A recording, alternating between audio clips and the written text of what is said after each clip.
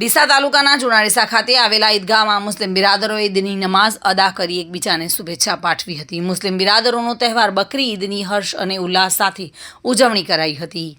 ઈદની શરૂઆત મુસ્લિમ બિરાદરો ઈદની નમાઝથી કરતા હોય છે। ચુનાડીસામાં આવેલા ઈદગાહ ખાતે મુસ્લિમ બિરાદરોએ સાથે મળીને ઈદની નમાઝ અદા કરી હતી, એકબીજાને ઈદની શુભેચ્છા પાઠવી હતી।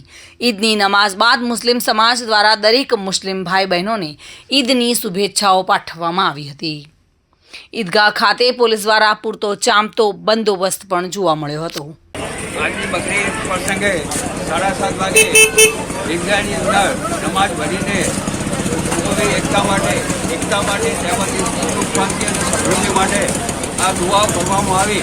આ દેશમાં સુખ અને સલાહ અને એકતા રહે એ માટે ખાસ દુઆ કરવામાં આવી અને દરેક વિસ્તારની પ્રગતિ થાય એ માટે ઇન્ડિયાનું નામ દુનિયામાં રોશન થાય એની પ્રાર્થના કરવામાં આવી। વિપુલ મંડોરા સાથે bureau report, today Gujarati news.